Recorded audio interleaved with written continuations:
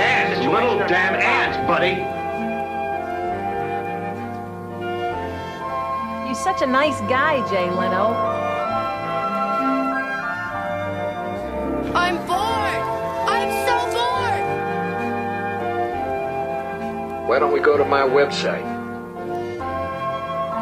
Gentlemen, the cola is very, very good today. Sorry about the delay on this. Yes, TekLab was great. Yes. That's what we're talking about, right? Yes, we watched. We're on the third one. TekWar, TekLab, the third one. Skipping right over. No, I mean we should have done the fourth one actually. I mean, at some point we'll get to them all eventually, but yes, we're not treating this like we're treating Sharknado. No, we did have a bit of a technical mishap or miscommunication where we were going to record this in person. My dad here, our guest, my dad again, was in town for Father's Day for the weekend. We were going to record this in person, and we realized maybe an hour, not even an hour before recording, at dinner. Yeah, at dinner beforehand, that you watched the wrong movie. Well, I watched the original. I watched the yes. Yes. It was related at the very least. It was not a total just like, watch something else entirely. But we did have a little bit of a miscommunication. But we're here now talking about TekWar TekLords. What if there were TekLords? God, is the question that it poses. I like you saying Tech Labs. Is like, was that really what the third one is called? And yeah, it is. And the fourth one is Tech Justice. Yeah, and that was the fourth. Yeah, Tech Justice. I wrote down the books, by the way. Because is that a game? No, I just have them written down. Okay. I wrote down the books. I wrote down all the episodes of the TV show that followed, the second season, taking all 4 of these movies as the first season. I have a lot of ancillary stuff. I have a whole deep dive into a completely unrelated TV show that I found, nice. Just because sharing an actor. But the books, the chronology of those is in 1989, you get TekWar. 91, you get TekLords and TekLab. 92, you get a comic book adaptation called TekWorld. 93, you get TekVengeance, which from this one on, they all have a space in between Tech and the following word. Those first 3 and all the movies, it's TekWar, all one word. But you get TekVengeance and TekSecret in 93. In 94, you get TekPower. In 95, TekMoney. And also in first-person shooter game, just William Shatner's TekWar in 95. In 96, you get TekKill. Yeah. Sure. Wow. And then the last one in 1997, TekNet. These are all the. What was the one you said before TekMoney? Those are the books. TekPower. Before that. Before that is TekSecret. TekSecret. TekSecret and TekMoney, or maybe my favorite until TekMurder, was it? TekKill. TekKill. TekKill. I like that it goes TekPower and TekMoney. Like it's like the Scarface quote. First you get the TekPower, then you get the TekMoney, then you get the TekWomen. Honestly, TekWomen should have there should have been a TekWomen. All right, TekWomen. Yeah. This movie could have been called TekWomen because there are a good amount of women in it. Yes, and one of them is Tech, or I guess Tech TECH, Tech TEK. Lest we forget, is a drug.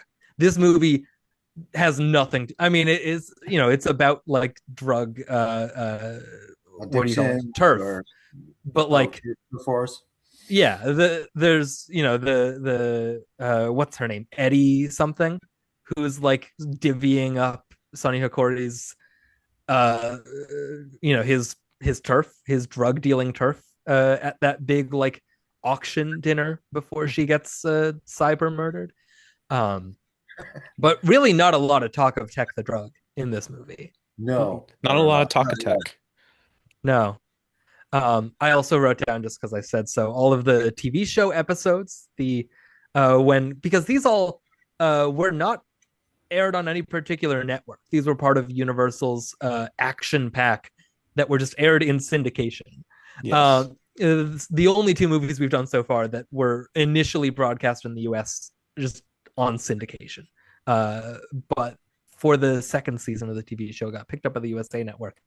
And it's very generic TV episodes 90% of the time for the titles. So you start with Sellout, Unknown Soldier, Tech Posse. So you get Tech Posse, Promises to Keep, Stay of Execution, Alter Ego, Killer Instinct, Chill Factor, Deadline, Carlotta's Room. I don't know who Carlotta is, but her room. She gets the whole episode. Deep Cover, Cyber Hunt, Zero Tolerance, Forget Me Not. And then it got pulled from airing before the final 4 episodes. So they did not air The Gate, Skin Deep, Redemption, or Betrayal. Oh, wow. Carlotta's Room is, of course, like weirdly odd, but I do love just an episode title called Zero Tolerance. Zero Tolerance.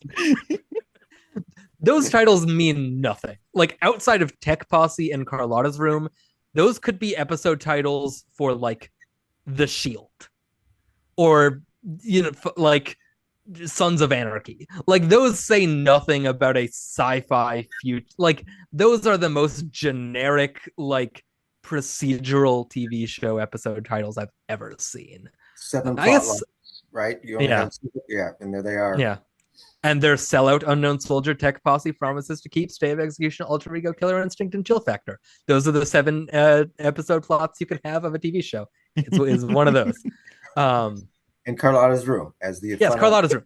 Carlotta's Room is the bottle episode, and it takes place entirely in Carlotta's room, unrelated to any of the plot of the show. She's not it's a like character. Abigail's anymore. Party, where it's like Carlotta isn't even there. It's just they're just in her room. Exactly. So we continuing on our sequel month. This is another one where you were not the original guest. We didn't have a guest on the original TekWar episode. But I brought you on for this one because I remember when I had first, pitched this show to you and said that I was doing this. One of the ones that you were like was one of the ones that you said was like, "Oh, I want to do TekWar." I don't remember why. I think it was just the Shatner of it all. I think it was. Sure. Because you also said you wanted to do the Alexander the Great with Shatner.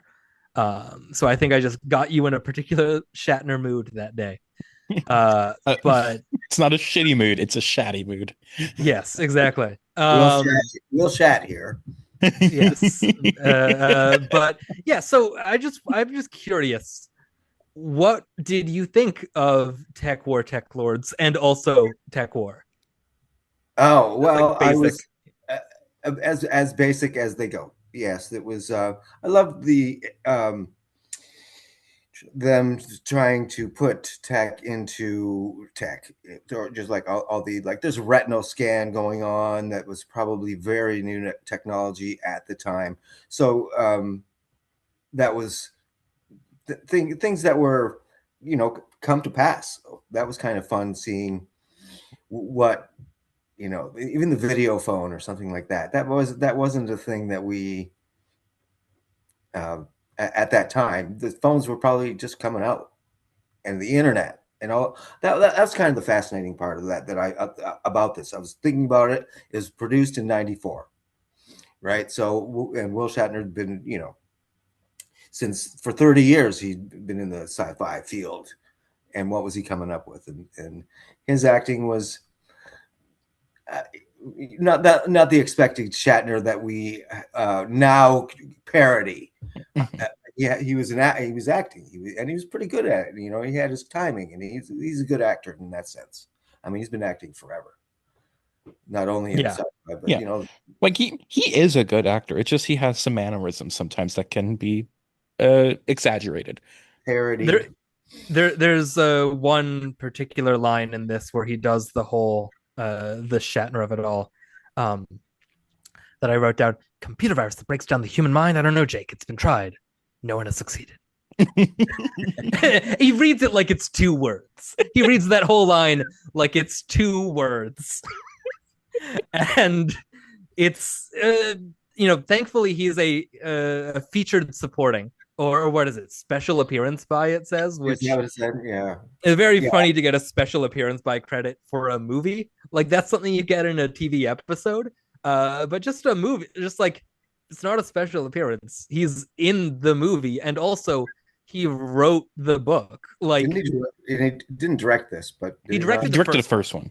For the first one. Okay. and he again wrote the books. They're all ghostwritten. He just came up with the concept, but like these are based on books attributed to William Shatner.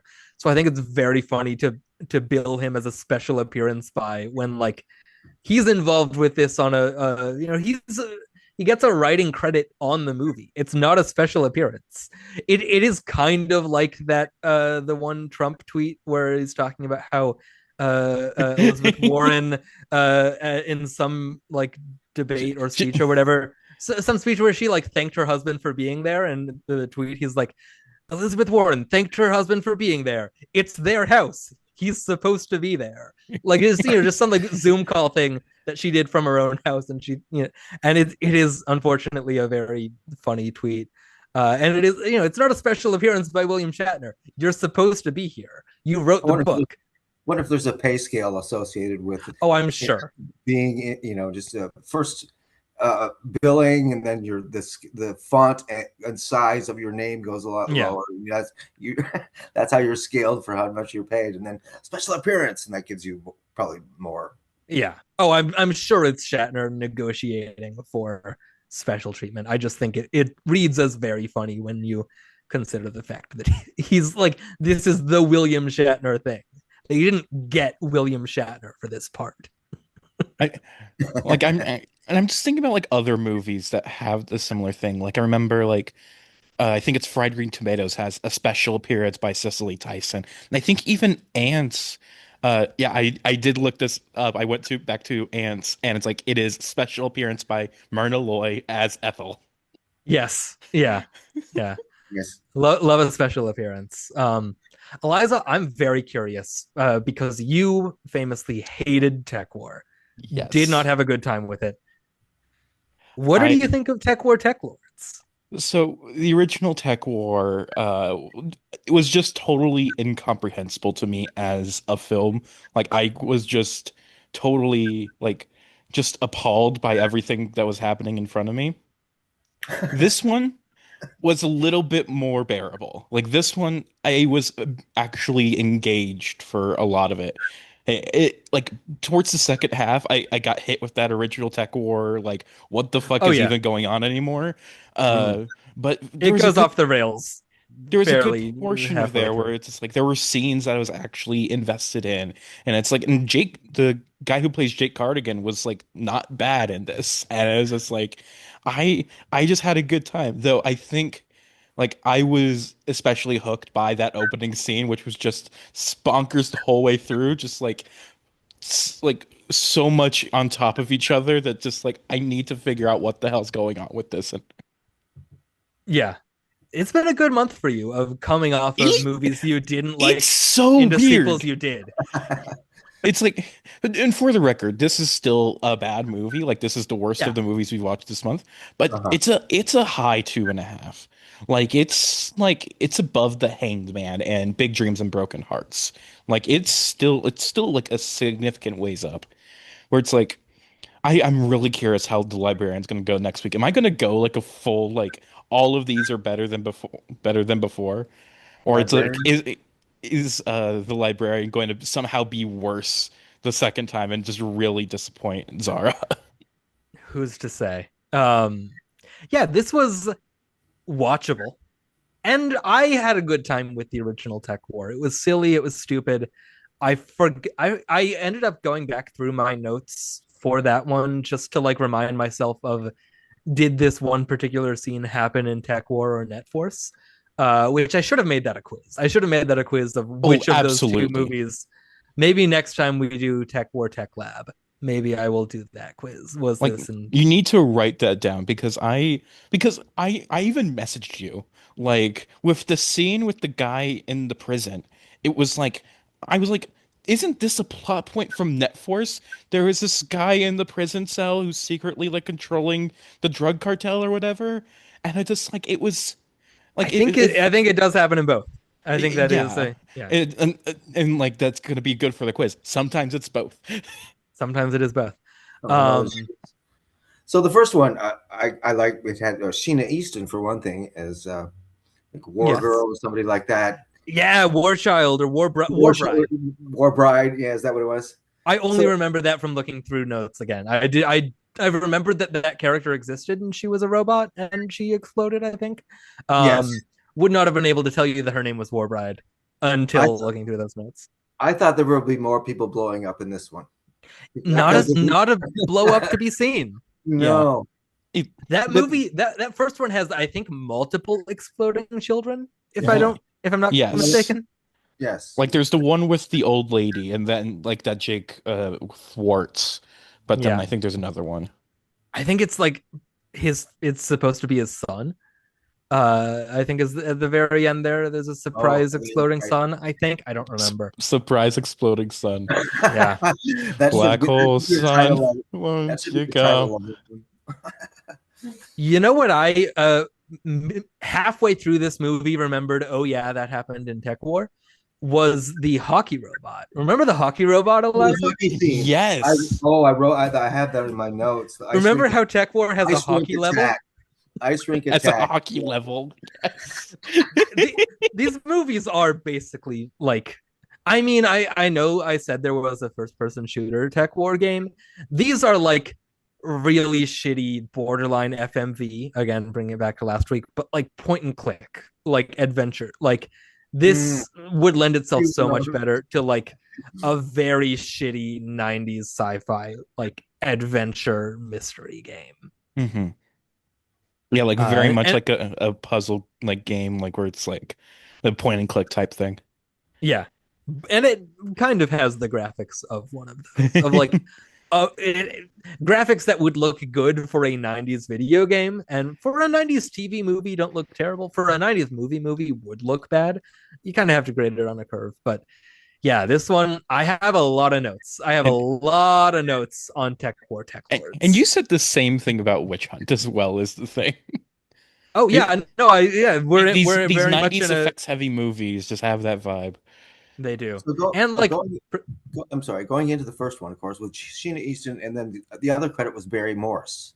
And I don't know if you know who Barry. He was the scientist who showed up, the bald guy. Sure.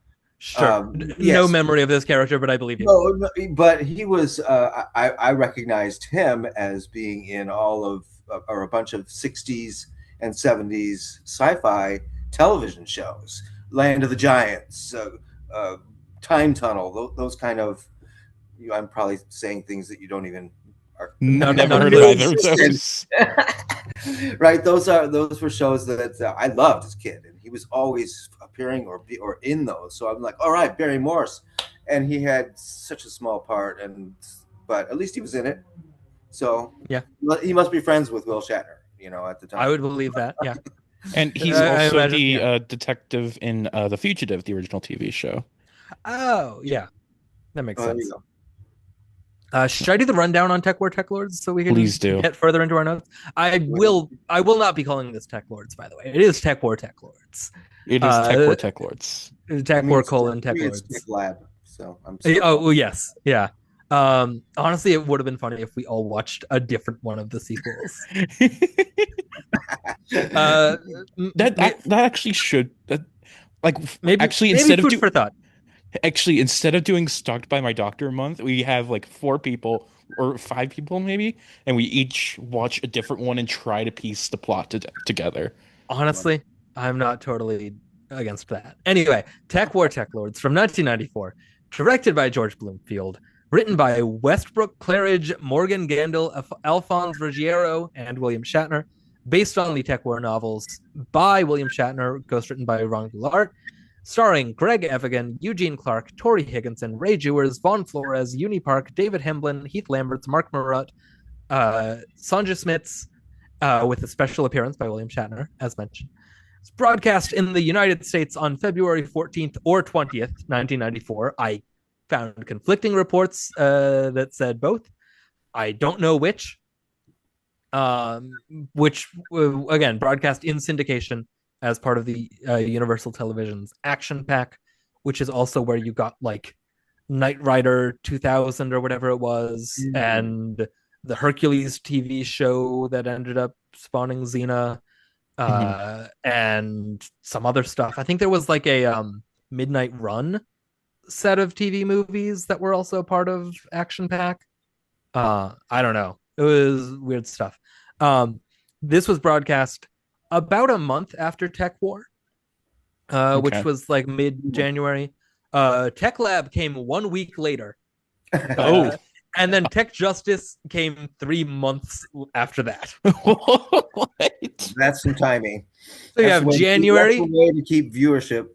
January, mid-February, late February, mid-March, or mid-May. Wow. So and then the next year is most of the second season of TekWar, the TV show, before it got pulled right before the very end. My first note, I imagine at least one of you must have noticed this in the opening credits. You see who did the end credits song? That was Warren Zevon. That's yes, right. Song composed and performed by Warren Zevon, which really got me. I like how they don't say the name of the song; they just say "song composed and performed." Which song? And then you get to the end credits, and the song is "Are You Real or Not," which is very silly. That is what I say to this movie. It does feel a little dreamlike at times. It does feel a little bit like, is that a real movie? Is that a real thing that I've seen? We're talking about computer ghost viruses that kill you. It's like that are dead sisters. That are dead sisters. It's a little disjointed in that sense. As far as plot line goes, it doesn't really have one. The one MacGuffin, and that's about it. The chip. Yeah. Yes, the chip, which appears really at the very end, what they're looking for the virus. Mm-hmm. Yes. So to try to explain the plot, some guy in some amount of power gets killed by his VR AI girlfriend, who is not actually his girlfriend. She's a virus. Jake, I have in my notes, I kept calling him Jake Sweatshirt. I know his name is Jake Cardigan, but if I call him Jake Sweatshirt at some point, it's just because that's what I have written down, because I thought it was funny. He gets called onto the scene. Actually, for the record, the guy in the beginning, we hear his name. It is Kurt Wintergild, and I spent a lot of time to figure out whether it was Kirk or Kurt, because that affects the hilarity of the name significantly. Very true. No, I know that he's like a guy. I just didn't. He doesn't matter. He dies. I also just like the last name Wintergild. It sounds like a fantasy guy, but it's sci-fi. It sounds like a fantasy land. It sounds like, he hails from Wintergild. Well, it's the House of Wintergild, you know? Exactly. But he gets killed. He goes into a coma and then dies. And Jake Cardigan and his partner get called onto the scene to figure out what's going on, because he was about to testify or something. He was about to give some information about Sonny Hikori, who was arrested in the last movie. He's apparently he's also the bad guy of the other two movies as well, and maybe the TV show. So it's really just this one guy that is consistently plaguing them. Okay, I did not remember him from the first one. He's like the big bad. Remember at the end of the movie, there's 5 of him. There's a bunch of hologram clones, and it's are you gonna get me or are you gonna save your robot girlfriend? And he just vaguely, but I didn't connect it was the same guy. Yeah, it's the same guy. I just thought this was some random guy in prison, and that they were that was the bad guy of this movie. I don't know, you don't remember the iconic sci-fi villain Sonny Hikori? The TekLord? The titular TekLord? The titular TekLord. When you hate a movie so as much as it sounds like you did, that you just block it all out. It is just not the original TekWar just kind of went in one eye out the other, and it just did not stick with me. If you listen to that recording, I am lost through most of it. I just could not You were also coming off of me having subjected you to Anonymous Rex the week prior, so Yeah. like It was a you are bad not time in a for good me. you And it weren't was in a good Dracula headspace. 3000 a couple weeks before. Yes, It was a yes, bad time. yeah. What was in the Uh, middle of that? There was like Cast a Deadly one Spell. good movie. Yes. Cast a Cast of Deadly Deadly Spell was the Spell. first one of my birthday month. Mhm. But yeah, also alongside this, well, we're also dealing with drug dealers, which are the one of the two kinds of bad people. There's also a stepdad, which is the other kind of bad person you could be. Yeah. And Jake Sweatshirt is really trying to Can I not talk have about his this, son please? Yes, please talk about the stepdad. I love this plot so much because Jake Cardigan is the most divorced man to ever live. And Extremely divorced.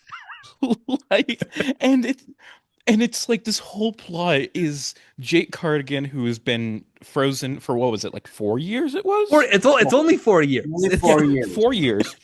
And he is so desperate to reconnect with his son, who I believe like kind of barely remembers him. And meanwhile, this guy who we have no reason to believe that like anything bad about this guy. It's just like it seems like he was.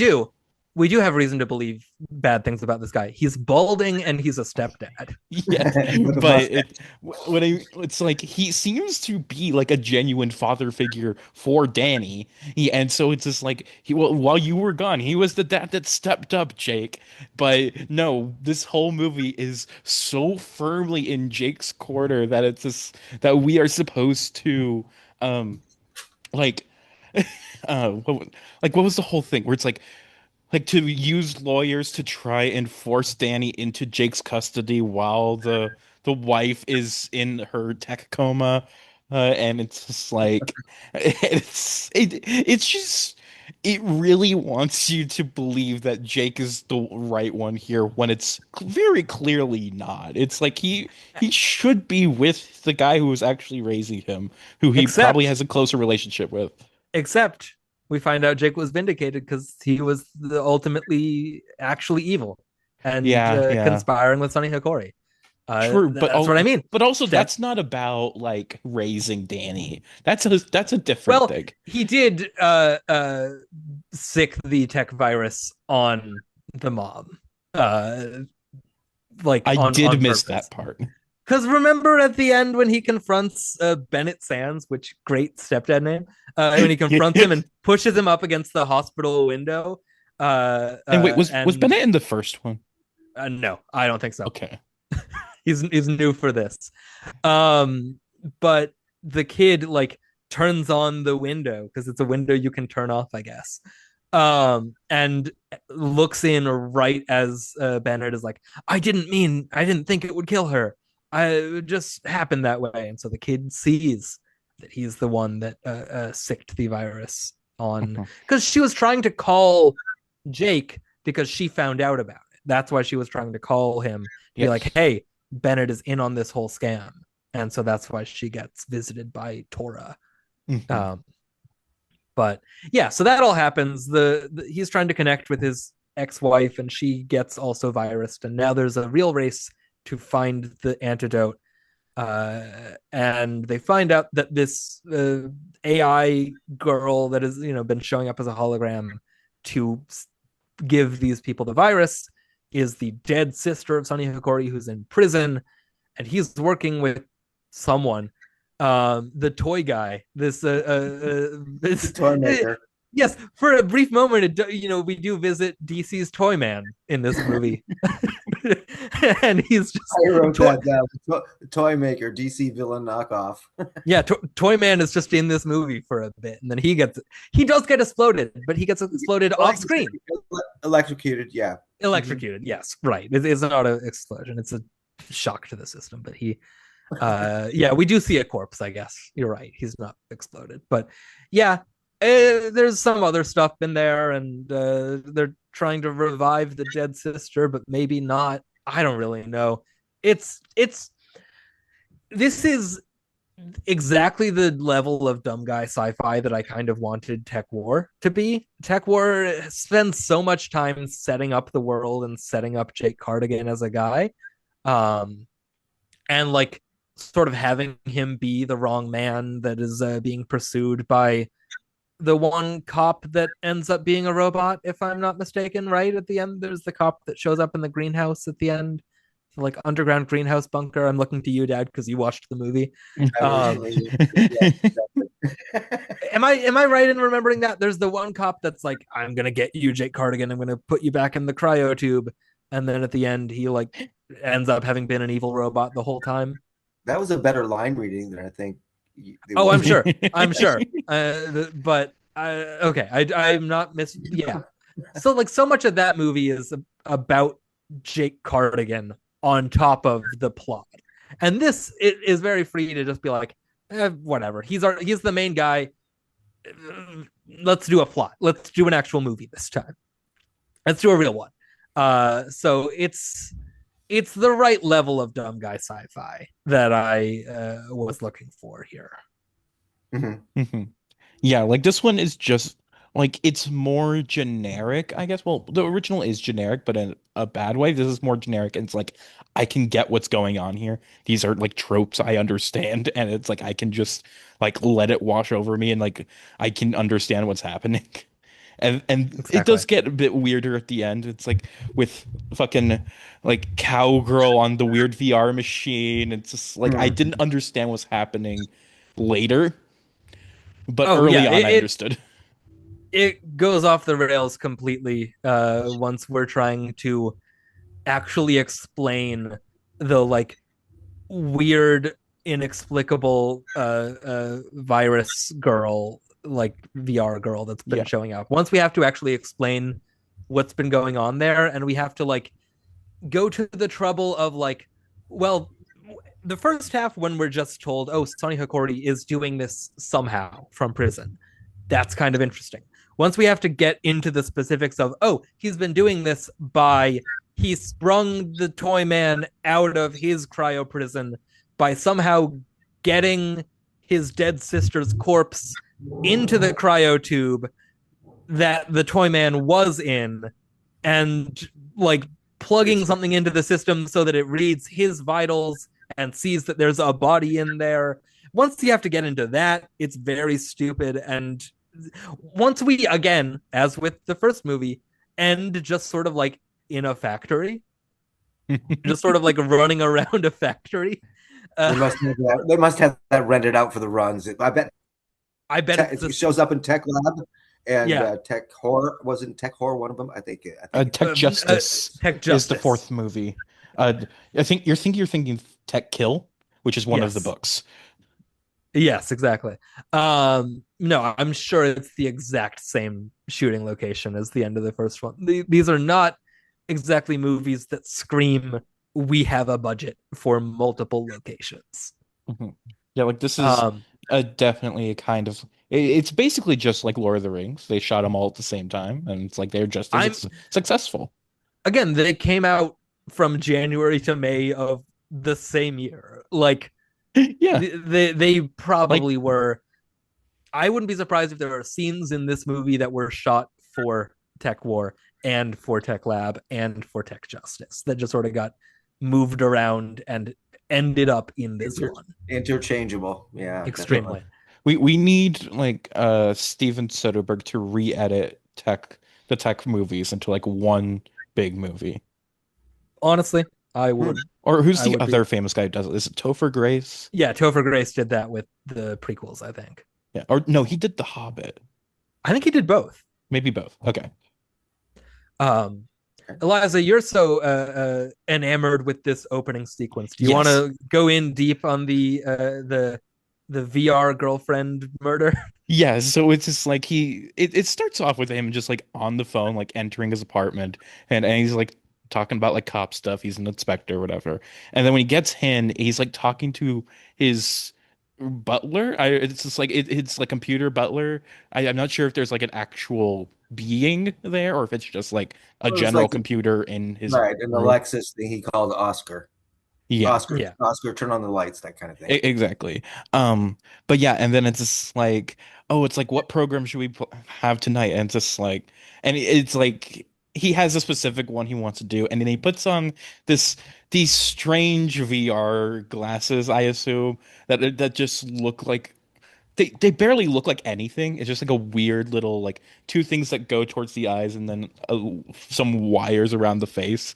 Not even wires, just like tubes. And then it turns into it's a VR porn thing. It's like the Star Wars holiday special that Itchy gets. It's just like it's like he's on a date with this random woman who turns out to be very important later on. And then it's like at a certain point as they're about to like make out or whatever, she turns bright and he dies. Well, he goes Yes. into a coma and will later die.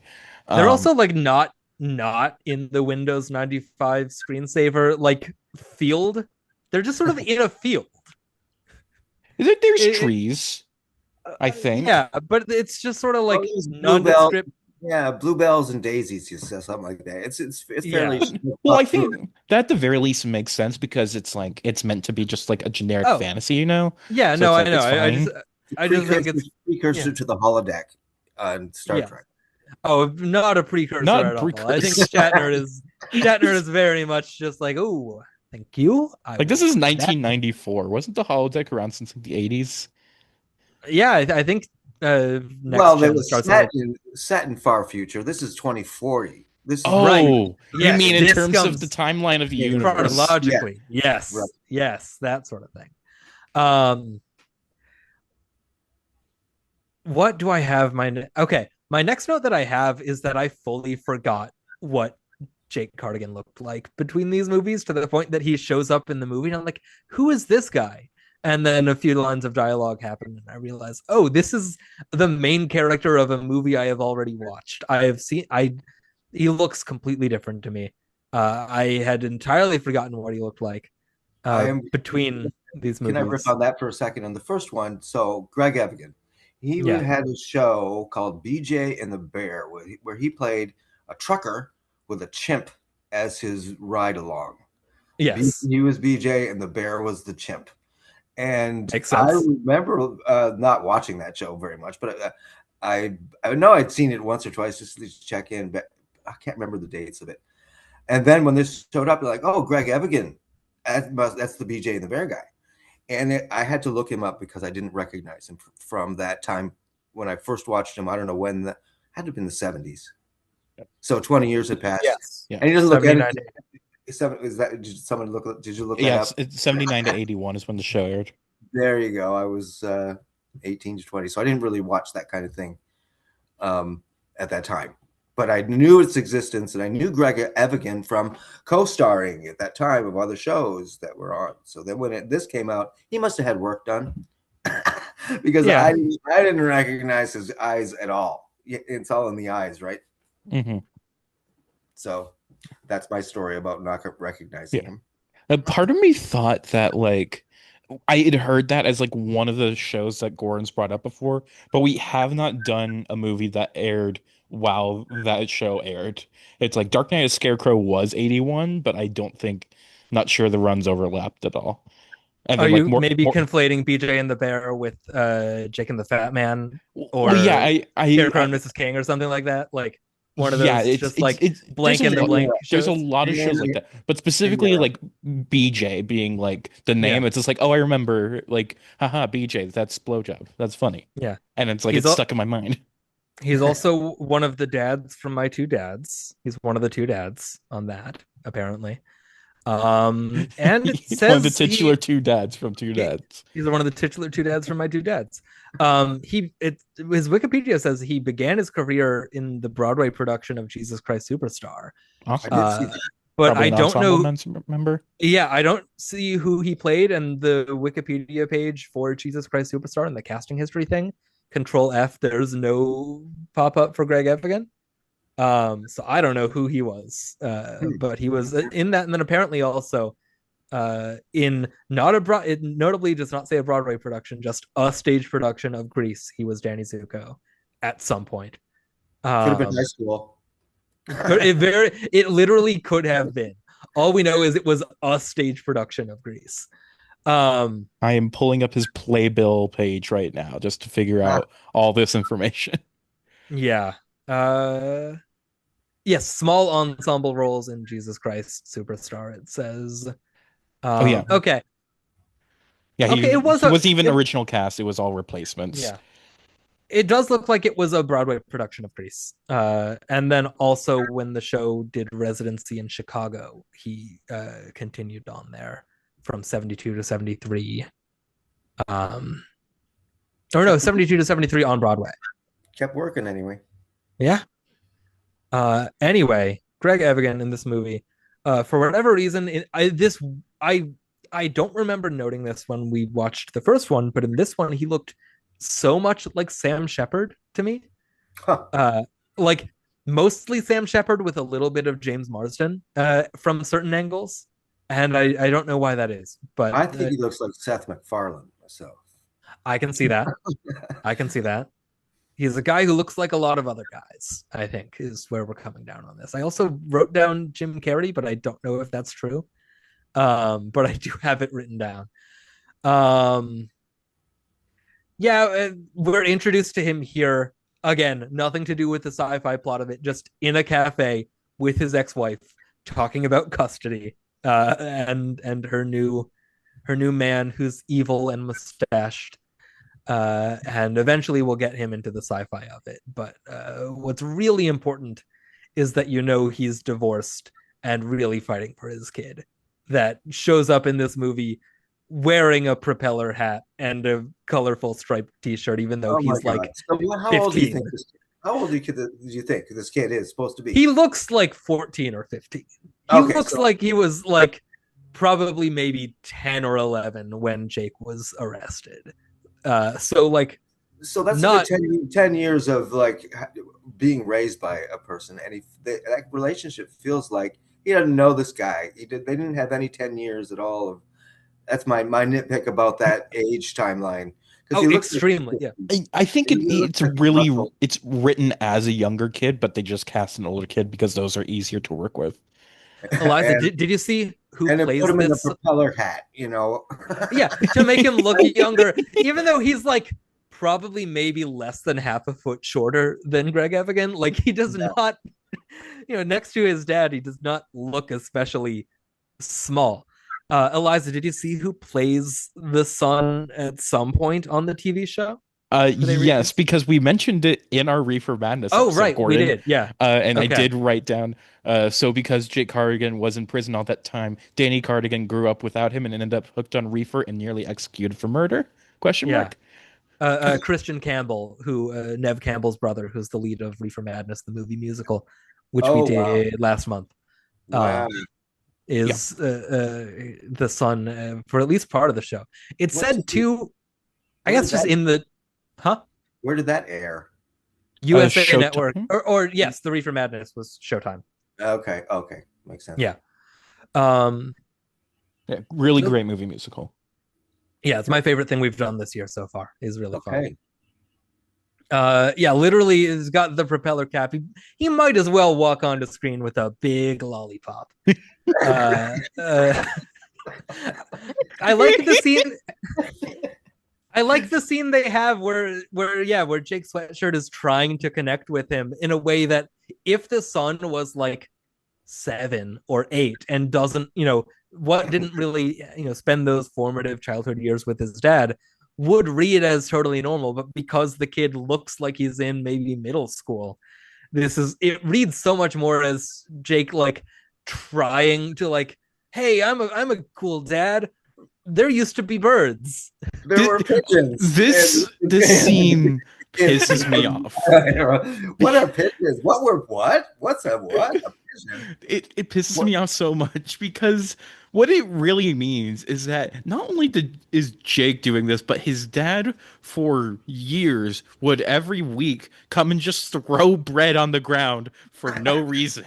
Yes, bread is just gonna get your son through littering, and it's just gonna get stale and moldy with no birds or potentially other wildlife. Rats. But no, because I want to remember birds, so I do this. It's like, no, you're just throwing trash on the ground. Somebody's going to have to clean that up. It's not even I want to remember birds. It's I want to remember that your grandfather remembered birds. Because exactly. what he says is My dad used to take me out here and throw bread, and there also weren't birds then, but he Exactly. told me about birds. And I want to rats have become extinct as well. Yeah, I want you, my son, to remember that I remember being told about birds. Okay, so not even birds, because when he does tell the kid, there used to be birds that lived in the city, he doesn't have to explain what birds are. Birds are just like there's no pigeons. There's no pigeons that live in the city. So there are birds. They just somehow found a way to outside the city have there not be birds. They put up a bird dome. I guess. Which this ends up being not plot relevant, but the last moment of the movie is them reconnecting in the hospital and going out to throw more bread at no birds. So this is a character moment that we're supposed to care about, and it fades out on them walking out of the hospital and fades in. It doesn't even hard start the Warren Zevon song. It fades in a way that it sounds like is maybe 20 seconds into the song. My favorite part of the bird scene, though, is like he's miming out. It's like how the birds would act, and it's like he mimes like getting pooped on like a bird, and like wipes it off on the sun. And the sun, sun says like Grismo. It's just like some weird word noise. I thought it was Drismo is what I heard it as. That it's just, either way, that's nothing. It sounds like for one line they were just like, let's make up a fake like slang word or whatever for kids. Grismo. This movie needed either a lot more of that or none of that, because it is just like that and maybe one or two other lines. The sci-fi in this movie is very we have to do some sci-fi stuff, like to the point that when they first walk into I don't even know if we get, I'm sure they probably say it in the name of the first one, but Shatner's like, whatever. Okay, what is Walter Bascom? I'm surprised I remember his name. I watched this movie 3 nights ago. What is Walter Bascom's deal? Is he like a private, is he like a private billionaire that is like hiring out? Is he a tech guy? Is he like a cop? What is he just like a sort of privately wealthy like weirdo that is able to hire out these maybe undesirable but very effective crime fighters? What is that? Is that Elon Musk you just described? I mean, I was kind of trying to walk around it, but is he kind of an Elon Musk, but like somehow likable?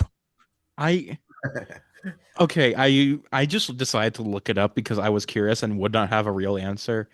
He is president and CEO of Cosmos, which is like a private security company. And it's like that he is Jake's boss, and like they are like working as like they're cops, but not cops. It's private. Sure. They're cyber cops, but not really. Yeah.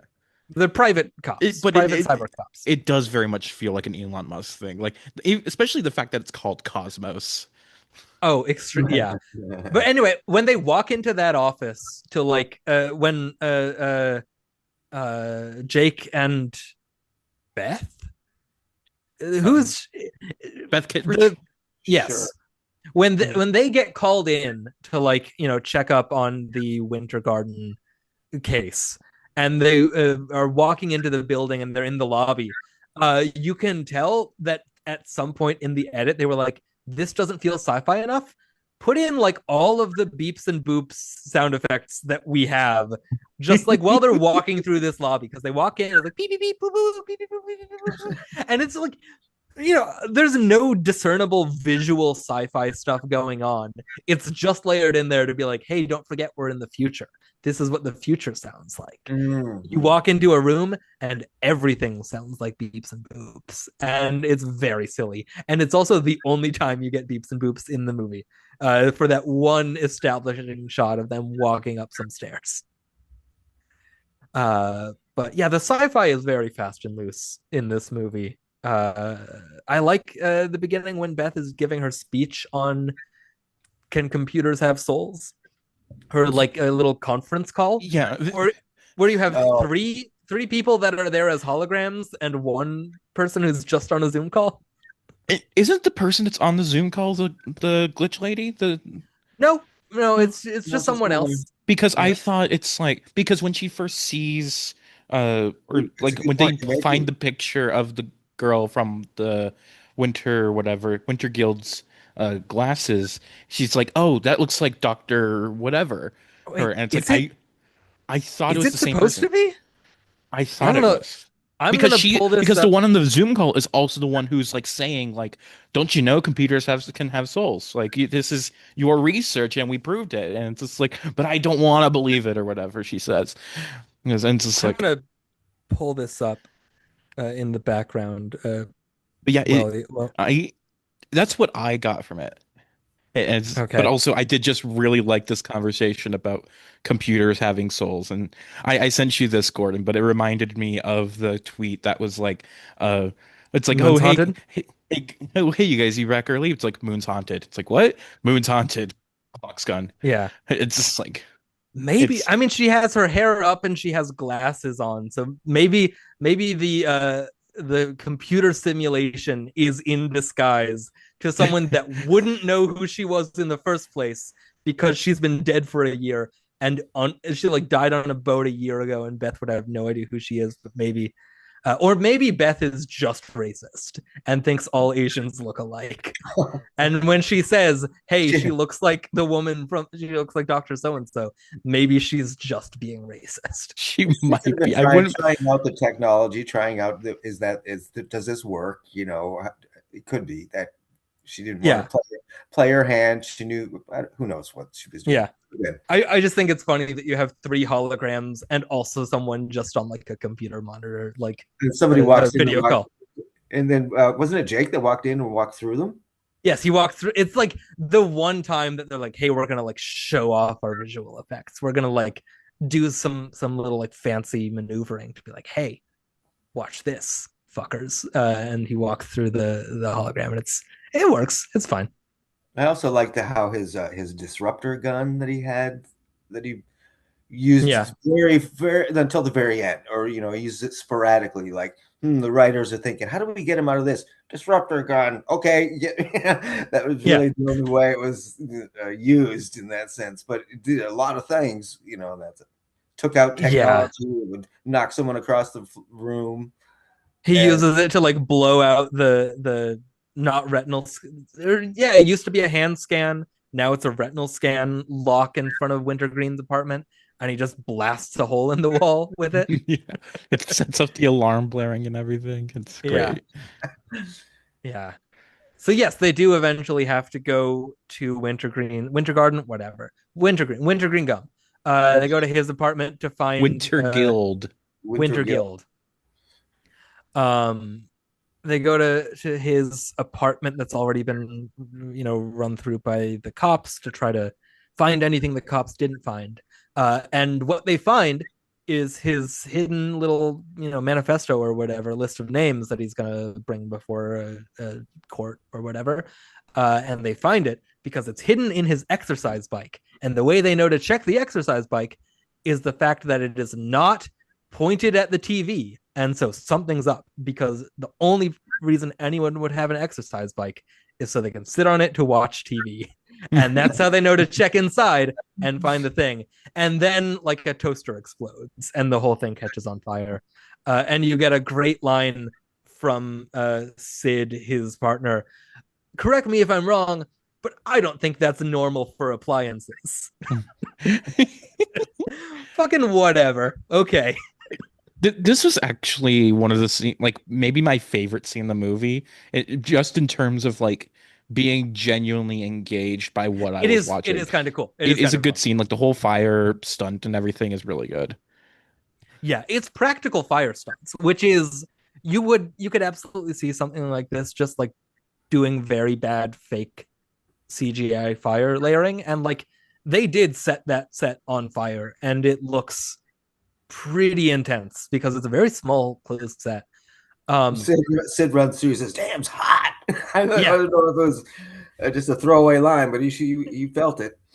Yeah, I like, and then at the end of that scene when they're like perched on the on the like balcony, and they're about to jump off from like a second story. It's like not tall, but they're like the way to psych themselves up about jumping off this balcony is going just yeah, yeah, yeah, yeah, yeah, yeah, yeah, yeah, yeah, and then they jump and they like grab onto a telephone wire, and then they just hang on for a bit, and then it shocks them and they fall.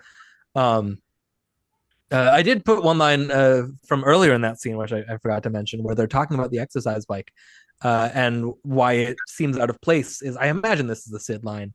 It says, Wintergild's idea of a workout is lifting heavy nachos, which is not a very smart line. It's not very clever, but also a wild way to talk about a man that died hours ago.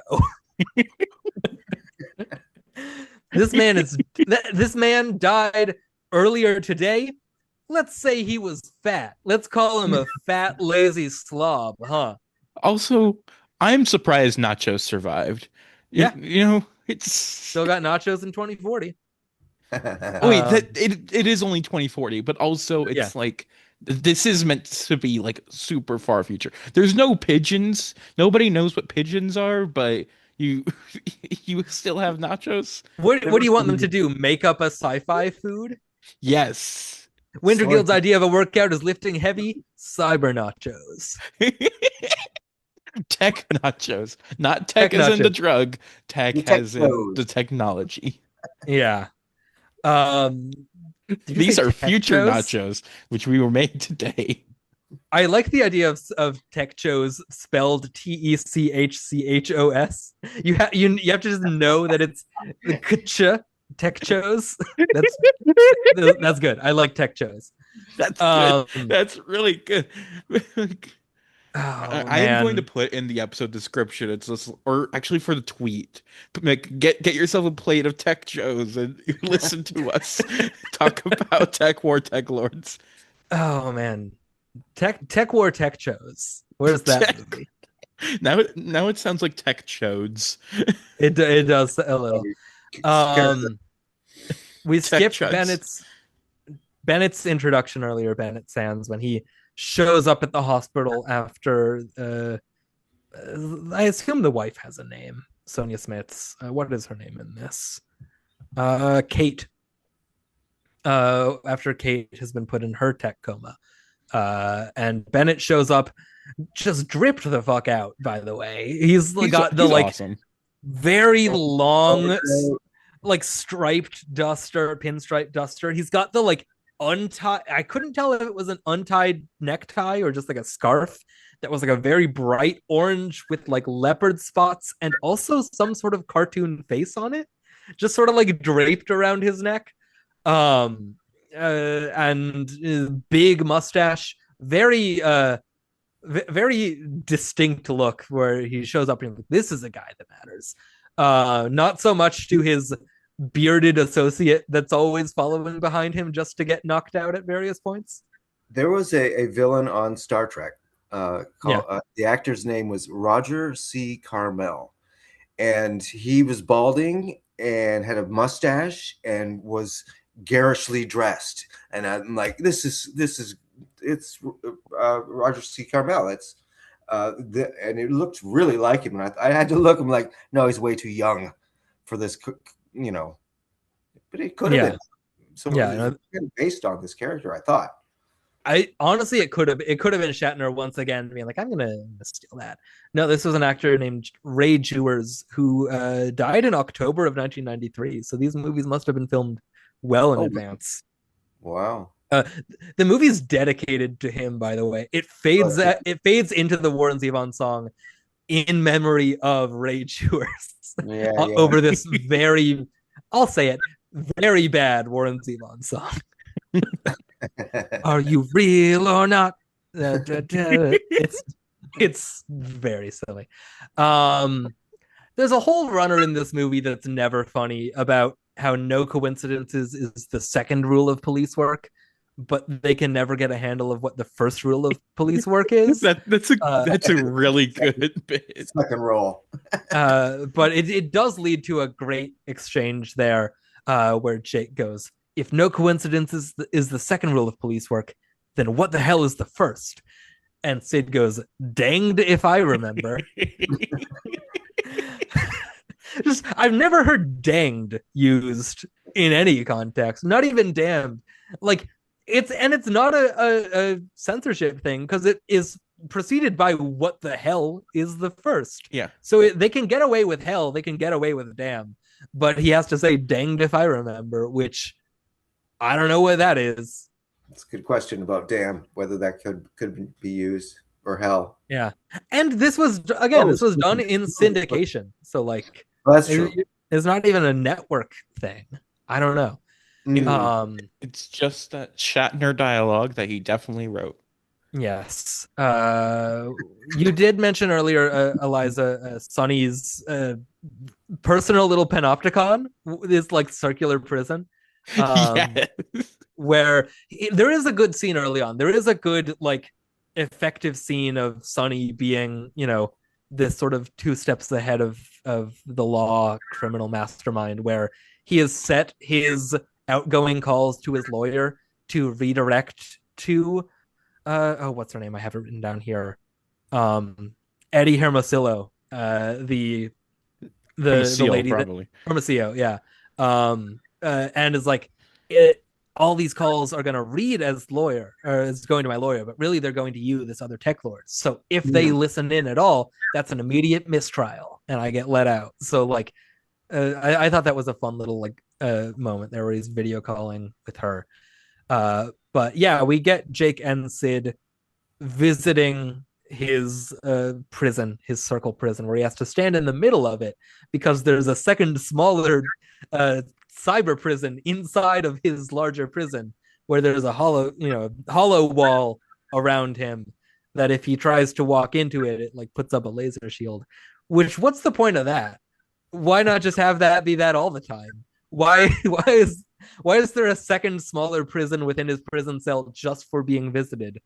And the only reason I really wanted to bring up this scene at all, it's pretty useless, except you got another great Sid line where I don't remember how the concept of meat has been brought up earlier in the scene, but someone says something about meat. And so Sid says, "I got your meat right here, you cheesy little pussball."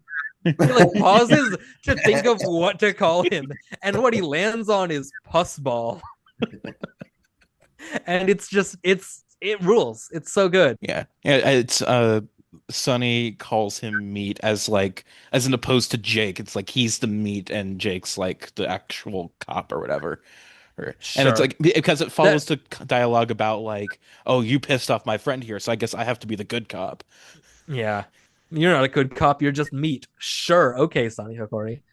I like the way, the one time that Shatner has to read the name of a character that he ostensibly named himself, Sonny Hokori, he calls him Hokari.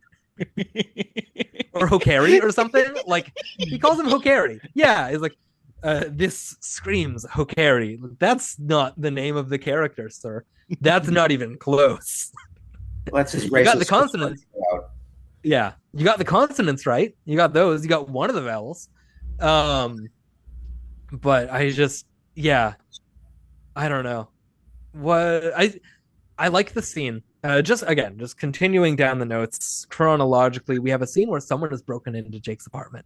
This, like, as I have written down, bug-eyed freak who is like stalking through the night in Jake's apartment in the middle of the night, and Jake sees this and like hides and then jumps on him and tackles him, and we think it has something to do with like the main plot of it, and then it's like, yes, the TekLords. We think it has to do with the TekLords, and he's like, "No, don't kill me. I'm just a messenger. It's an extra 10 credits if I get it into your hand directly." And he hands it to him, and Jake takes it, and he's like, he's serving him with adoption proceedings. Like, it's such a silly scene, where I don't think, is that how that works in real life, where you have to be served with adoption papers, like you have to, like you are with divorce proceedings, or I can't imagine that's how it works. I think for something like this, where it's about like taking custody from Jake and giving it to Bennett, I guess, but like, it's very silly. It's very silly to have this scene in your movie in the first place, that it's framed like it's something to do with the rest of the movie, but no, it's just a little microchip of, oh, it's funny. it's a funny reversal, but like he's got a little like microchip of adoption proceedings that he just presses into his palm, and then that guy's out of the movie. And But it's just further emphasizing how Jake is the most divorced man of all time. Extremely. Even though he is already divorced, we still have to have him being served with some sort of something. So how about this time it's adoption? Well, there was some urgency that they had. He wanted it done, did he not? Didn't Bennett have urgency to get the adoption through? I suppose. So I think so. Yeah, I think it's while Kate is still in the coma is what his thing is, and so Jake summons his digital lawyer Prudence Juris, who's not credited, like on her little tablet it says Juris, Prudence in order for the joke to work. Yeah. Like, which by the way, why is she pixelated from the neck down? What's up with that? She's wearing a shirt. It's not even like it's it's not like she's just sort of like a mass of pixels below the neck. Like she has a fully digitally rendered face, and then a neck and shoulders, and she has like a yellow shirt on. But from the neck down, it's all pixelated, and that was weird. I don't know what that's about. But I think it's just them half-assing these effects. It's like they just film the woman, and then it's like, oh, it's a robot, so just throw some pixels on there. Yeah, we gotta let them know that this lady is AI and she's not a real person doing a Zoom call. So, pixels. I like, by the way, that anytime you get like a video screen in this, again, in order to make it look more futuristic, you have little like Excel spreadsheet like grids around the frame, and they're all filled in like teal and mustard and white with like nonsense lettering. I just like that the vision of the future of the internet in this movie is mustard and teal. I just like the trio of VR people, the guy in the broad brimmed hat and the other two, what was the Cowgirl and my beloved from the first movie. Yeah, we love Cowgirl here. We love Cowgirl. Those were good characters. I want to see more of them for some reason. That's what I felt about the first one too. I remember bringing this up on the TekWar episode, is that I wanted to see more of Cowgirl because she seemed like the right kind of, again, like dumb guy sci-fi, like cyberpunk 2077. Like there's just this underground cell of hackers that where nobody else in the movie, everyone in this movie dresses like normal, like dresses like the 90s, except for these hackers that are like covered in like LED lights and very like very sci-fi outfits. They're very much leaning into the fact that like, oh shit, it's the future, we gotta dress like it. I wanted to see more of them in both of these movies, and hopefully the next two movies, or maybe even the TV show, gives us more of them. For sure. Yeah. Something I wrote down after the custody scene. It's like I just wrote down, awesome. Danny gets to live with the dad he barely knows because his lame mom is in a coma and might die. Now he doesn't have to live with this man who raised him for 4 years and has a close relationship with him. By the way, the other two members of that hacker team are named Wildside and The Wiz. I have some bad news. I don't think Cowgirl is in the next two movies, though she is in the TV show for 5 episodes. Okay, well, at least she exists beyond the bounds of these two movies. There is more Cowgirl out there. She is in Unknown Soldier, Cyber Hunt, Promises to Keep, Betrayal, and Skin Deep. She is not in Constance's room or whatever that was. Carlotta's room. Carlotta's room. Yeah, get it right. I'm sorry. I'm sorry, Carlotta. It's okay. I wonder if there's if there even a character named Carlotta. Who knows? I'm going to after this. I'm going to watch Carlotta's room just for fun. Please do. Bonus episode just on that one episode of TV. Yeah. We'll wait. We'll just stop here. You go watch it. We'll come back. So Prudence, so Juris, Prudence pulls out some like legal precedent that they can't sign over the rights, the custody. Sorry, I just went on autopilot for the second half of that sentence there. And this is about the point where we find out that the virus lady that's been giving everyone this coma virus is Tora Hakori, Sonny's dead sister, who they were, in the same orphanage together. I don't think that says they're twins. I think she was older than him or something, but they were evil children. They were evil children at this orphanage where the mother superior or someone tells this story about how when she wanted, they were on the playground and she wanted a ball that some other kid had.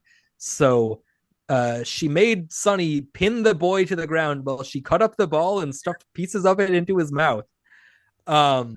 And then she died in a boating accident a year ago. Which again, another explosion off screen. Give us a flashback boat explosion. Is that so much to ask? That's my question. Mm-hmm. A lot of talk about the Matrix in this. They say they're talking about the Matrix quite a bit, and at least this precedes the Matrix, the movie, so it's not Shatner stealing another sci-fi concept.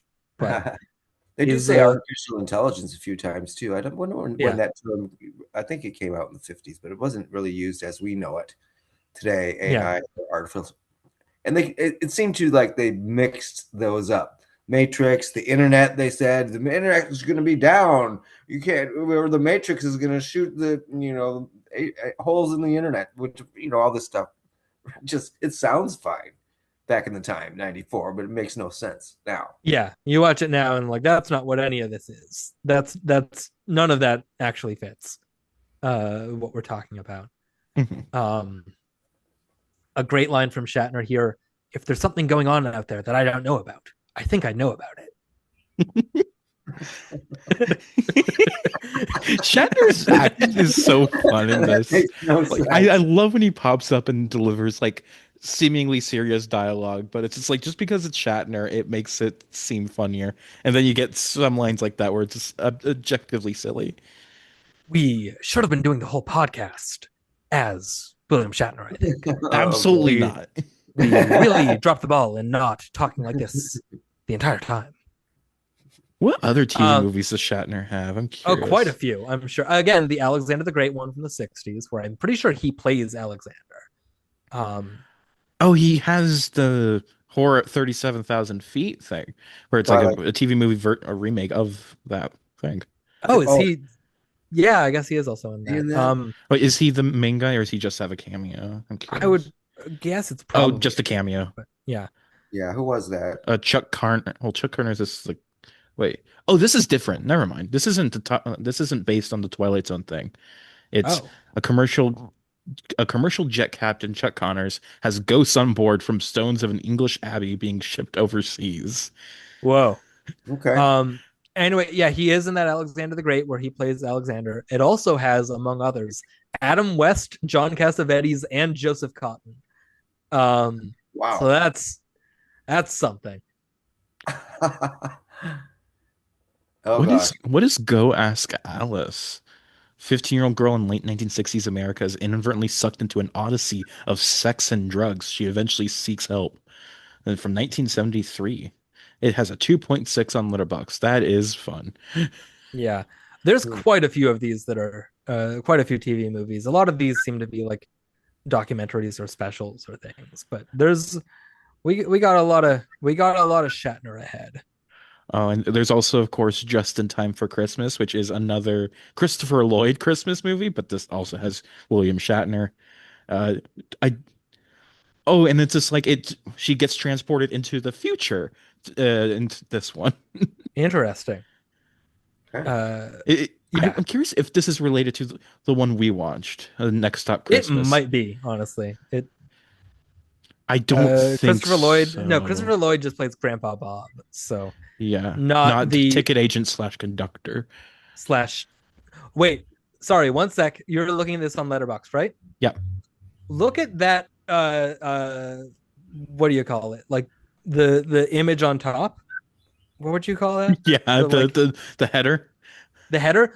Look at that beard they've got Shatner in. He looks like a Guess Who character. Yes, I'm gonna put this in the Zoom chat so that Dad, you can follow this link and see what we're talking about here. Look at Shatner in that header. Nice. That someone put a dollop of whipped cream on that man's chin. Oh gosh. Someone just went and do we have to watch this year? I think we have so many movies. I keep saying we need to do this for Christmas this year. Yeah, luckily there's Christmas does, as they say, come every year. So we've got plenty of time to do. And I think we also have 5 weeks again this year, so we have the time. But again, not everything can make it. Yes. So now is where we get Toyman, where I don't even know how they ID him, how they like find out that this guy is involved. But Jake shows up at this guy's apartment where he has a bunch of shelves just full of toys, and he confronts him and is like, "Hey, I know you did the virus. You should give me the antidote." And the guy pulls a real gun on him. That's Toyman. Okay. Yes. This is exactly where I started being confused. Understandably. He pulls a real gun on Jake, and then Jake maneuvers and gets the gun from his hands. And then Toyman pulls out some like stuffed dog, like a stuffed animal dog that he presses the back of, and it shoots a laser from the gun into Jake's hand, and it shocks him and knocks him out, and he leaves and takes all his toys with him. I don't know what that was, but that's a part of the movie. You got a remote control gun by way of dog, by way of, I couldn't tell if it was supposed to be like a laser of electricity that shoots into Jake's hand, or like a rod that extends and like jams into his skin. But either way, Jake gets shocked and falls to the ground and passes out. So that's that. Can I go on a little excursion? And by little, I mean probably fairly hefty, but it is worth it. Of course. So I looked into that actor who plays the Toyman, who, by the way, the character's name is Gordon Chesterton. So we've got a Gordon in here. I looked into his filmography to see if he was anyone I knew. He's not. But one of his known for on IMDb is he played P.T. Barnum in an episode of a Canadian science fiction fantasy kids show called Mentors, which is apparently about two kids who find a time machine and go back in time to summon various historical figures to bring them into the present day to like teach them lessons. It's a little bit Bill and Ted. It's Bill and Ted for kids. It's Bill and Ted for kids, and it's Canadian. But the episode descriptions and also just the list of people that they bring back are very strange. So I'm going to go through all of these. Oh, I'm so excited. So the episode guide that Google gives you splits up the episodes weirdly as per what the Wikipedia page says. So I'm not going to even say, season 1 episode blank. I'm just going to go through. The first episode is The Genius. A boy accidentally transports Albert Einstein to the present. Smart Alec. Alexander Graham Bell gives the boy advice about communication. Raising the Siege. Joan of Arc helps a girl protest a toxic pulp mill. Lewis in Wonderland. Lewis Carroll helps the girl deal with her grandmother's death. Oh, no. Oh, how nice. Little Lewis Emperor. Carroll, really? Little Emperor. Napoleon Bonaparte helps the boy learn about leadership. Very Already Bill. by episode 5, we're going to Napoleon. Wild Card. Wild with an E. Oscar Wilde helps boys learn to be themselves, which Oh, no. there is potential for that to not go great with that description. A Ninth of Beethoven. Oliver brings Ludwig van Beethoven back to help Dee, who's afraid of an operation that could leave her deaf. So that's what we're getting Beethoven about. Not his musical talents, just that he was deaf. Well, I mean, yeah, that's not bad. Yeah, but still. Okay. By episode 8, Dr. Banting, the scientist who discovered insulin, teaches a fame-hungry Oliver that publicity is not always as good as it seems. What's his name? Dr. Banting. Doesn't even get his first name. He's Canadian, that's why. Yes. It's also, the presence of Saint Nick. Dee gets Oliver to bring back the real Saint Nicholas to help deliver goods to an impoverished older lady. The Raven. Dee brings Edgar Allan Poe back to make her Halloween fundraiser spooky, but he turns out to be anything but scary. Harriet's Path. Oliver signs up for an orienteering race whose team includes Harriet Tubman, Dee, and 2 siblings. Harriet Tubman? Yep. Nice. The Crush. Dee has a hidden agenda when she convinces Oliver to call in Cleopatra to help her with an audition. The Rescue. Dee brings back Daniel Boone to help find Oliver and his mother, who are trapped in an old mine.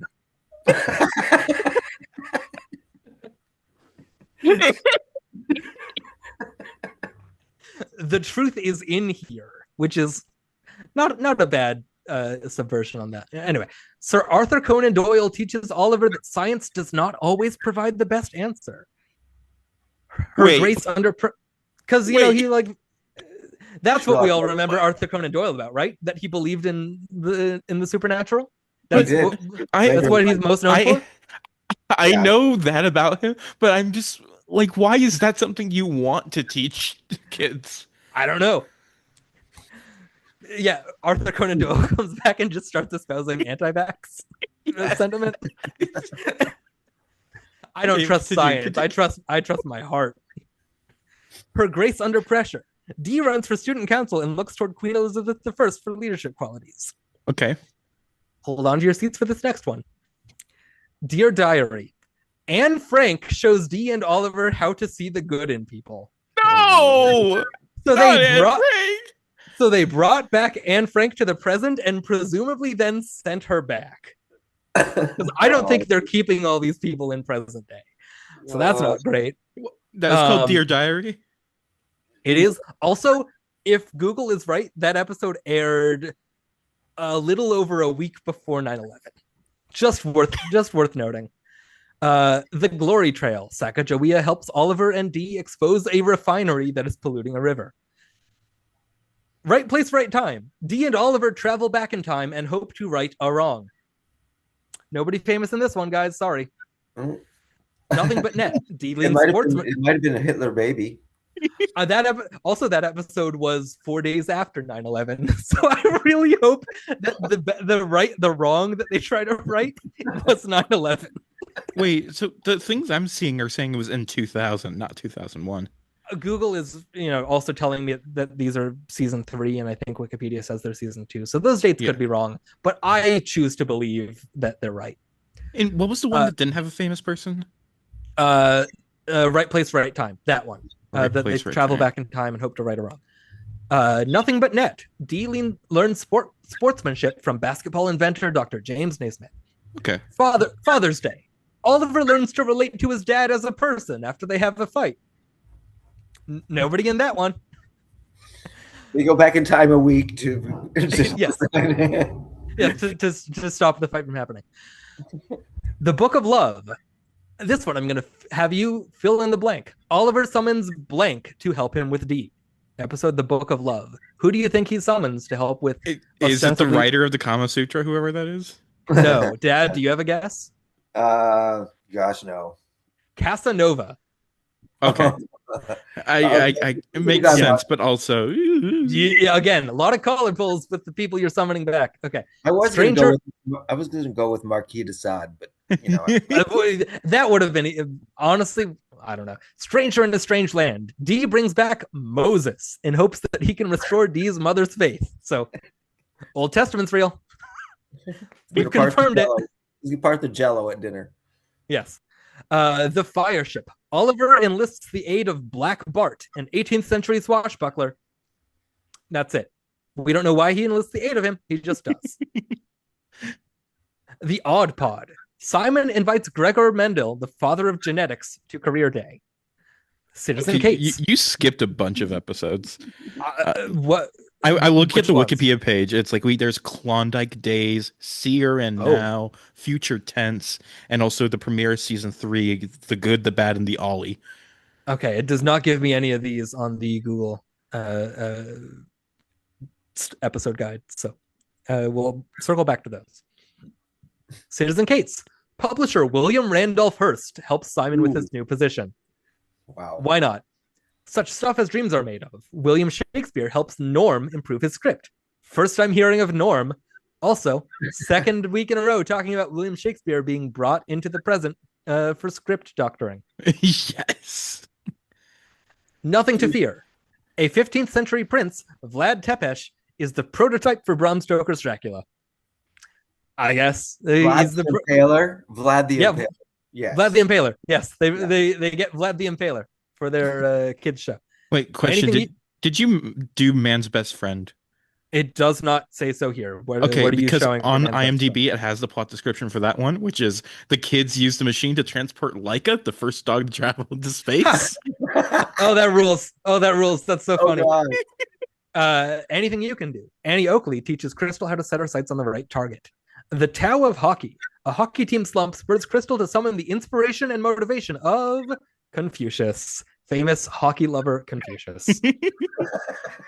Okay, now I'm getting some of the ones you said. The Good, the Bad, and the Ollie. A computer glitch splits Oliver into two very different people. Ran out of historical figures, I guess. Man's Best Friend, like you said. This one just says Crystal discovers the truth about dogs and children. So does not mention Laika, but love that. Was that Oliver Cromwell from the one that Oliver split in two? I think it might just be a character, just like a kid on the show, but who knows? Work in progress. Emily Carr helps Crystal understand the artist's way. I don't know who that is. I'm going to guess. Canadian, yeah. Experience. Crystal learns about true love with the help of... Any guesses? Casanova? Casanova. I don't know. Emily Bronte. Anais Nin. Who's that? Famous diarist and eroticist. Anais Nin. Oh, okay. Yeah. Who wrote Henry and June and Incest from a Journal of Love. Oh no. And Delta of Venus. The Inauguration of Pleasure. Yes. Awesome. Yeah. What was the tag for her? Crystal learns about true love with the help of Anais Nin. Okay. Silent movie. Simon meets Max Sennett and asks for advice to win the filmmaking contest. Again, probably Canadian. If that's who you're going to for representing silent film, is Max Sennett. Who are you? Max Sennett. Canadian American. There you go. I guess he directed some of the early Charlie Chaplin movies. So I wonder if they just like... I think he had a studio, Sennett Studios, something like that. Oh, yeah, sure. I think he was founder of Keystone. That makes sense. Oh, that would make sense. Yeah. But still, not, you could have just said Charlie Chaplin. Oh, yeah, it was Keystone Cops guy. Yes, okay. Remembrance. The kids time travel to World War II and meet their young grandfather. Homesick. Peggy discovers that home really is where the heart is. I wonder if that one has a Laika style someone else that we're just not told about. Enter the Monolith. Simon and Oliver enlist the help of martial arts master Wong Fei Hung to defeat a mysterious cyber warrior. Yay. Wow.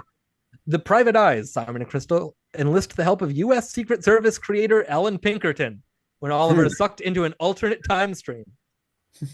Humbug. The kids discover that there really is a sucker born every minute after running into P.T. Barnum and a computer con artist. So that's the episode. That's why we're here. P.T. Barnum.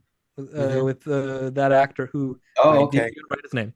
I was about to say, are they going to say Ebenezer Scrooge is real? Honestly, yeah. The Other Half, a malfunction in time. Excuse me, a malfunction in the time machine causes Simon and Crystal to swap bodies. Transition. After the time machine activates itself, the kids race to find the mystery mentor who was summoned.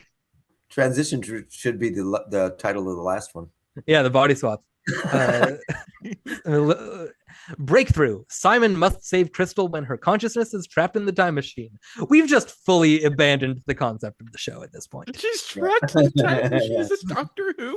There's no one else in history we can draw from. Sorry. Yeah. Future forward. The kids get a big surprise when Glae is not returned to her own time after 36 hours.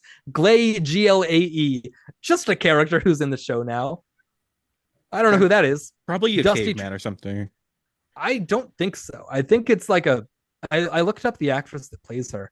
I think she's just like a kid from some other time, like maybe the future with a name like that. I don't know. Dusty Trails. That would be interesting if it was from the future. It would. The kids enlist the help of Butch Cassidy when Glae's appetite seriously increases the family's grocery bill. So she's a recurring character now, too. Cursed. Simon brings back King Tut to help him with a landscaping project. Once in Future King, believing it is the Holy Grail, King Arthur goes on a quest to steal the Stanley Cup. That's amazing. Yeah, that's amazing. Totally Canadian plot line. Extremely, yeah. Secrets and Lies. Mata Hari is caught stealing files when the kids send her on a search for Glae's parents. Glae, still in the show. A Matter of Time. The kids go deep into a government laboratory to unlock the secret of Glae's parents. And A Matter of Time Part 2. Simon must make a decision to save the time machine or Glae's life. It should have been glazed donuts, is what the Yes. Shut up. Boo. Boo. I skipped some early on. Sorry, let me go back. I did skip some because it had a more episodes thing. So Klondike Days, like you said, Oliver keeps altering the future when he is sent back in time to meet Jack London. Seer and Now. Dee summons Nostradamus to help her interpret a recurring dream. Future tense. College-bound Oliver must decide the fate of the Visichron, which that's the first I'm seeing the name of the time machine is the Visichron, but I love that. Is that everything? I think that's all of them that I can find at least. So that's Mentors. That's a lot of time spent on Mentors. Because of one actor from one episode was in this movie. Apparently Elliot Gould, I think, plays Albert Einstein. Whoa. You say Elliot Gould? Yeah, I'm not sure if it's the Elliot Gould, but it did say, like, when I was looking at IMDb, the one picture the show had said Elliot Gould and child actor in Mentors. Yeah, it does seem to be Elliot Roddy Gould. Piper is Daniel Boone. Len Cariou, Alexander Graham Bell, Saul Rubinek as Napoleon.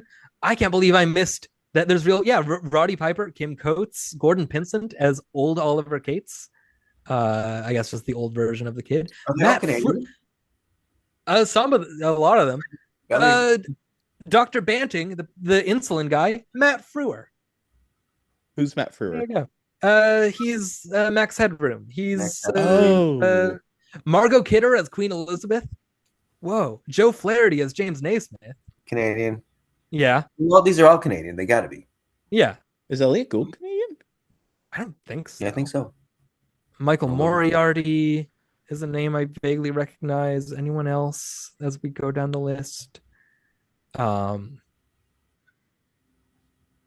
I'm not. Yeah, I think that's the extent of the names I recognize.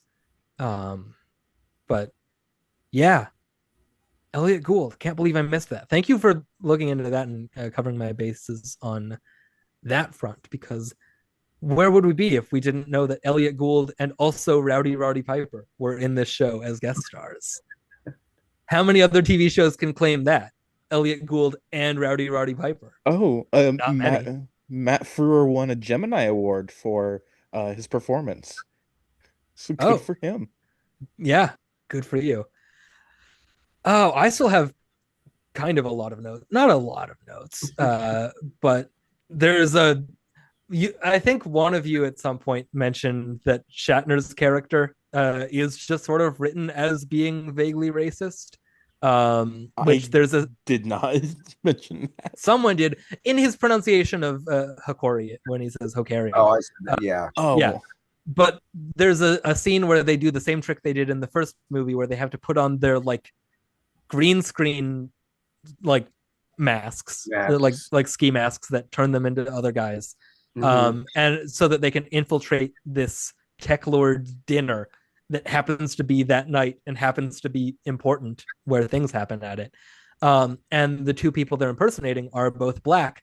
And there's a point where Shatner is watching this on like a little camera they put up, and he says, "Sorry, I thought I was tuned into the Funky Jake and Sydney show,"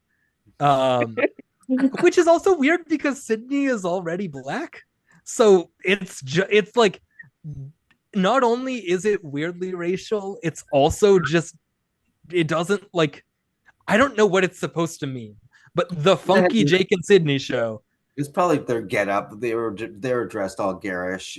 I guess, but it doesn't read as that. It does not read as that in that way. But yeah, that scene does have a great moment though, where Eddie Hermosillo, who is great by the way, love her, the new TekLord in town that's running this deal, this whole dinner, and she is like, "A toast to Sonny Hokori. Sonny, this is for you. May you rot in hell." And they all pour their drinks onto his empty chair and then just toss their glasses into the middle of the room to just break on the floor. That rules. That's so fun. I am so sorry. I need to go back to Mentors for one more moment. Oh, please do. What else did you find out? It is, the entire last season is lost. Yes, I did see that it has a Lost Wiki it's page like where it's partially found. Like season 1, all found. Season 2, mostly found, with the Father's Day and Seer and Now episodes being lost, and then Grace Under Pressure, Right Place, Right Time, and Future Tense all partially found. And then like the Tao of Hockey is lost. Anything You Can Do is lost. No, the Confucius Hockey episode. Such stuff as Dreams Are Made Of is lost. Experience is lost. Man's Best Friend, unfortunately, is lost. And then the entire Glae arc is completely lost, unfortunately. There's no Glae? We don't have Glae?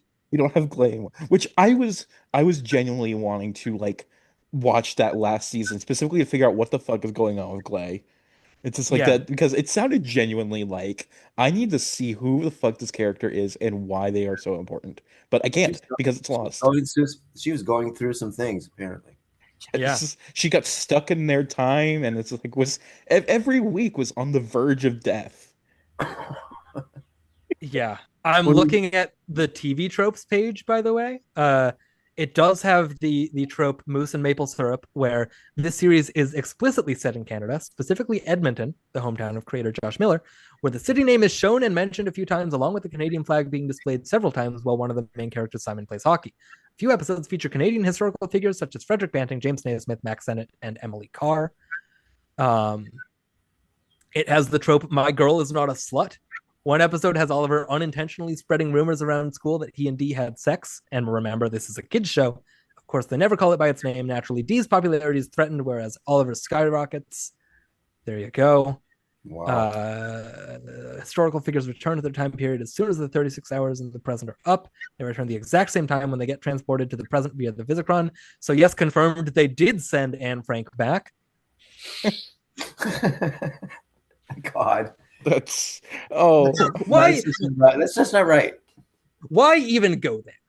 What if it is if your show is set up in the way that you have to send the person back in time? Why even touch that? What that's why I don't know. That's really weird. That's really weird. Anyway, that's like sending Joan of Arc back to just before the burning of the stake. It's like, they do. Hi, it's warm where you are. I mean, with Joan of Arc, that's at least like her mission. Like she needed to but Anne Frank, just save her. Yeah. Pull a Neutral Milk Hotel. I bet that's where Neutral Milk Hotel got the idea. Is they were watching Mentors and they were like, I wish I could do that. Go back to Right or Wrong. Well, yeah, why don't they write that wrong? Yeah, I know, it's crazy. What else about TekWar TekLords though? Unless we want to turn this into a full-on Mentors episode. I will say I have no other notes on TekWar outside of I love Cowgirl. I have a few. Another great line from Shatner, where I guess at some point he and Jake have a falling out, and that's why Jake has to go to the hackers and jack into the Matrix the less official way, where he's trying to do something, and Shatner cuts him down with, "You're pretty cocksure for someone who spent 4 years impersonating an ice cube," which just I don't know. That's just fun. That's cold, man. That's cold. It's extreme. It's extremely just like whatever. Toyman gets killed because Sonny Hokori meets him in the park in a scene that I thought was VR at first, and then ends up being the real world because Sonny, I guess, just breaks out of prison. It just is. It's that easy. But he puts a little like thing on the Toyman's lapel that is like, if you move at all, your heart rate, this will track it, and it'll send 1,000 volts through your body. And then Sonny gets up and walks away, and then turns back and goes, "Boo!" And you hear him like frying off screen. I thought that was fun. I thought that was a good way to set up that kill. That was fun. Me too. A bunch of VR shit. They end up pinning Bennett Sands to Hokori as his like middleman because again, no coincidences. That's the second rule of police work. And the fact that they have the same lawyer must mean something. So they run a scan on Hokori's business dealings and Sands's business dealings, and they have been doing business in the same countries for years. And you have a very silly line where someone reading off the list of the business transactions goes, "Deutschmarks and pesos and yen," and Sid goes, "Oh my." Oh my. And we're doing a lions and tigers and bears, oh my thing. It isn't that funny. And then there's a whole thing where Beth gets summoned to where Tora's body and her digital self are existing, and they they get Beth to do a program that puts her digital self back in her regular self and makes her a real girl again. And then she's glowing and her face glows, and she jumps on her brother because she finds out that he set her up purposefully and put her on that boat that exploded her when Eddie Hermosillo exploded the boat. Because, by the way, also at that dinner, Tora showed up as a digital ghost and killed Eddie Hermosillo again as payback for the boat explosion. And it turns out Sonny knew about it. If you can't tell from the way I'm delivering this is boring and it doesn't matter, and it just sort of happens. And then Sonny gets tackled by his glowing computer virus dead sister who's alive, and then I guess comes back in the sequels again anyway. Did they blow up? I thought they died together in the... You would think, but he's back. I hope he comes back and this is like severely like a deformed android type thing. The third movie, I'm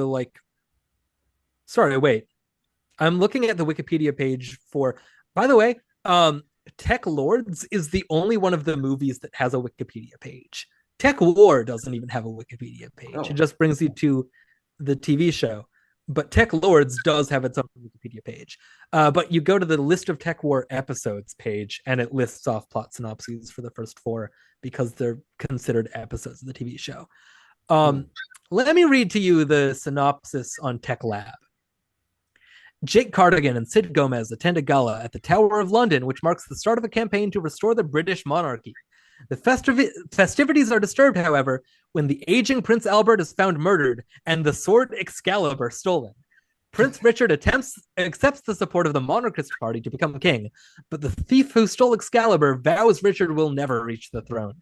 Suspecting the involvement of tech gangs, Sid and Jake follow the sword's trail to Westminster Abbey and are taken prisoner, and they soon discover that the monarchist party is supported by the TekLords, and with them Prince Richard plans to reign over an evil tech empire.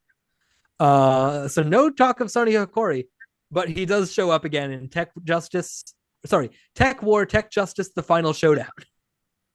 Question: who did you say, King Albert or Prince Albert? Prince Albert and Prince Richard. Okay, because I was just thinking, it's like because William was born by the time that these books were written and stuff. So it's like I feel like they would assume that he would be king at this time, unless Yeah, but something tragic happened. This is alternate universe. This is sci-fi world. Yeah, I don't know. That was just something, and also Michael York is in it as a guy named Whoa. Richard Stewart. Wait, really? Wait. Yeah. Whoa! I didn't know we got to watch Michael York in a TekWar movie. Oh, I'm so happy. It's a York War, baby. Yeah. I imagine by Richard Stewart it means Prince Richard, like he's the Prince Richard of that. Probably. House of Stewart, yeah. Yeah. It also has Laurie Holden from The Walking Dead in it. And then people I don't know. I don't know who Joel Bissonnette is, but he's in Fight Club and Zodiac and Benjamin Button. I guess he's just like a Fincher guy. Oh, I'm looking at the cast list for the fourth one as well, and at the bottom there's two guys who are TekLord number 1 and TekLord number 2. Yay! So why is it Tech Justice that gets the TekLords? It's just like total ripoff. TekWar Tech Justice, by the way, also has stepdad stuff because Jake is arrested for murdering the husband of his ex-wife. So even after all that, she's still getting married to another guy. And even though her second husband tried to kill her and her first husband got arrested for drug dealing that he didn't do, she still gets married a third time and he gets murdered. So not great luck on Kate Cardigan. As far as these character names, and I'm absolutely certain Eugene Leopold has to be the new husband that gets murdered. Good. Just by name alone, boy. It's like that's a punchable name. That's a very stepdad name. Yeah. So we have our Warren Zevon song. Everything gets wrapped up. Bennett gets arrested or killed. It doesn't matter. Danny finds out about it. They go off to feed more pigeons that don't exist. We go into Are You Real or Not? Are you real or not? No, no, no, no, no. There's a simulated sunset and starlight in my eyes. What a movie. Anyway, want to go watch Mentors, guys? Yes. I got some YouTube comments. Oh, please. And unless you have any objection, I will end the recording with the last YouTube comment.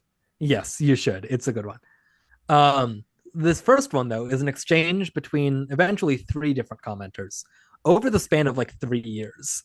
So the first comment from person A: man, the future internet of the 90s is way more fun than it actually turned out to be.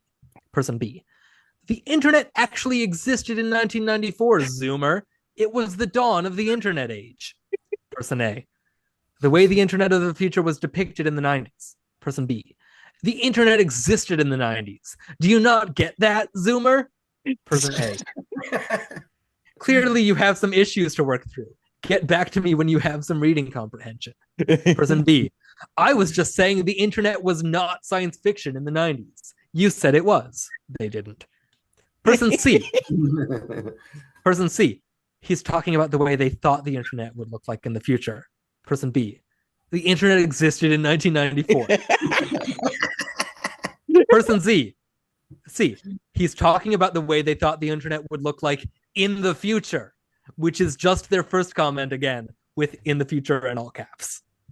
And that's the end of that thread in any meaningful way. But I like the way person B says Zoomer twice as an insult. I like how much they don't understand that they're talking about the depiction of the internet. It's just all around. It's great. It's great. I'm just assuming that with that repetition of the comment, like the fact that he didn't respond means that when he saw it, he just immediately killed himself, just out of embarrassment. Just like, I can't believe it. He deleted his account. Yes. Delete your account. Here's one. I love Shatner in anything. He brings his own special class to any movie, which has multiple comments on it. But the one that I wrote down: he exudes confidence, an almost cocky sort of devious confidence. He's the kind of person you want in your corner, not against you. And you know if he shows up in a dark alley at 3 a.m., what are you doing in a dark alley at 3 a.m., in parentheses? He actually has an elite squad with him and the best sniper in the country with a firing solution on your dome, accounting for you freezing up and trying to run. End of comment. That was written by William Shatner, probably as an It alien. must have been. First person. Sorry, let me take it back then and read it as Shatner. He exudes confidence, an almost cocky sort of devious confidence. He's the kind of person you want in your corner, not against you. And you know if he shows up in a dark alley at 3 a.m., what are you doing in a dark alley at 3 a.m.? He actually has an elite squad with him. The best sniper in the country with a firing solution on your dome, accounting for you freezing up and trying to run. And then the last comment, which Eliza, have your finger on the end recording button. I'm ready. No way. This is just like Facebook. Every time I see their crappy interface, I feel like I'm having a stroke.